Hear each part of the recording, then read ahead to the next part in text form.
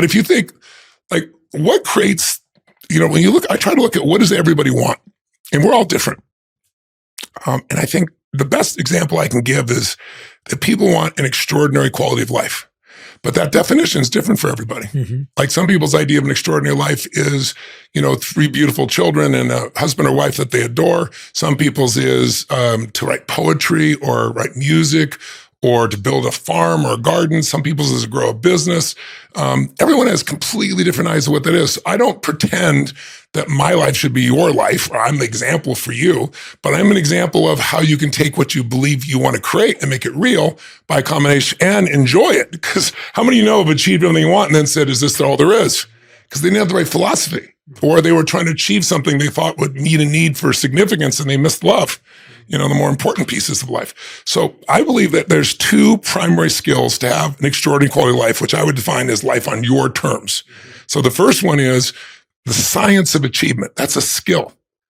So when I wrote my financial books, I ended up writing 3 of them. I never intended that. But after 2008, I was so angry because I worked with Paul Tudor Jones, one of the top 10 traders in the history of the world.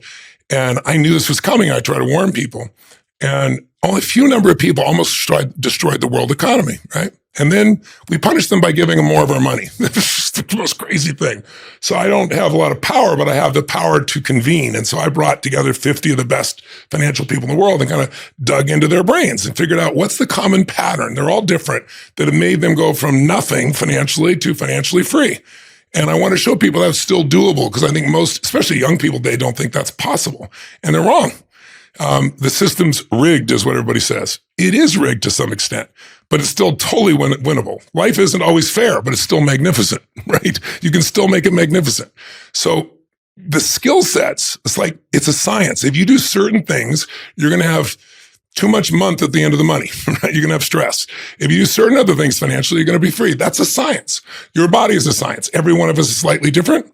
But there's certain patterns that if you violate them, you're going to have illness. You're going to have disease, right? That's what it is. If you surround yourself or apply them, you're going to have a high level of energy, a high level of health. That skill is the one that most human beings in the Western world are pursuing. They want to achieve more, and the whole focus is let's get more. And we're a consumer culture, and so as a result, a lot of people do that, and they're still unhappy, right? Mm-hmm. That's because the second skill is more important and is not promoted in Western culture very much, and that is the art of fulfillment. Mm-hmm. And notice I said art, not science.